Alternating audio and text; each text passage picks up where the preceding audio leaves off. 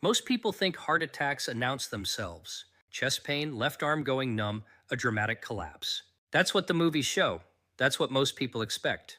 But after 60, the most dangerous cardiac events are the quiet ones. The ones that build slowly while you sleep. No warning, no time to call for help, no second chance. And here is what shocks most of my patients when I tell them this in the recovery room. Those events are almost always triggered by something ordinary, something completely unremarkable. Something you did before turning off the light. I'm Dr. William Lee. I'm a cardiac surgeon. I've spent over 20 years opening chests, repairing arteries, and holding hearts in my hands. I've also spent 20 years watching the same preventable patterns repeat themselves over and over in patients who had no idea what they were doing to themselves every single night. Tonight, I'm going to show you 5 of those patterns. 5 habits that are quietly loading the gun while you sleep. And then I'll show you exactly how to unload it, one simple evening at a time. Stay with me. What you learn in the next few minutes may be the most important thing you hear this year. Now, here is something that most people do not know about their own bodies. Your cardiovascular system doesn't take a break when you fall asleep.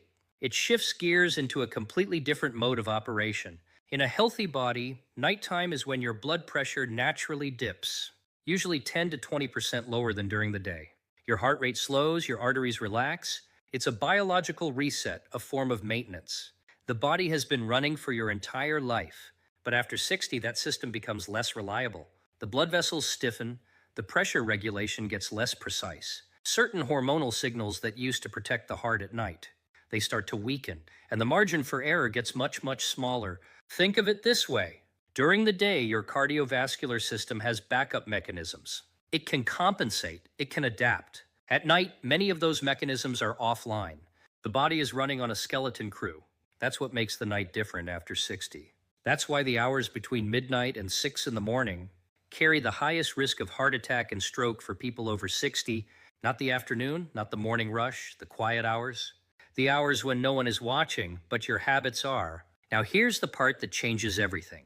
What happens during those dangerous hours is largely determined by what you did before bed. The meal you ate, the pill you took or didn't take, the temperature in your room, decisions that felt completely routine. That's what we're going to talk about. Starting right now with the one that surprises my patients the most. Let me ask you something. What time did you eat dinner last night? And what was on the plate? I ask every patient that question. And for a surprising number of people over 60, the answer is somewhere around 8 or 9 at night, sometimes 10 at night. A full meal, pasta, rice, meat, maybe something fried, followed by the couch, then bed within an hour or two. I understand why it happens. Busy days, family schedules, the habit of a lifetime. But from a cardiac standpoint, this habit is quietly harming your heart. A heavy meal late at night is one of the most underestimated stresses your heart faces. Here's what's happening inside your body.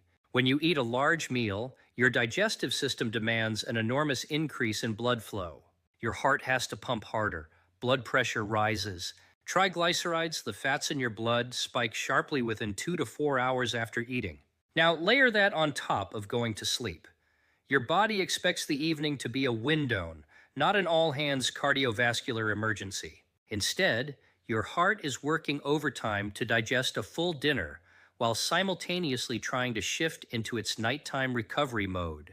Those two demands are in direct conflict. And in a person over 60 with any degree of arterial stiffness, that conflict has real consequences. Studies have consistently shown that eating within 2 to 3 hours of sleep is associated with elevated nighttime blood pressure, higher rates of acid reflux that can mimic and trigger cardiac symptoms, and increased risk of cardiovascular events during sleep.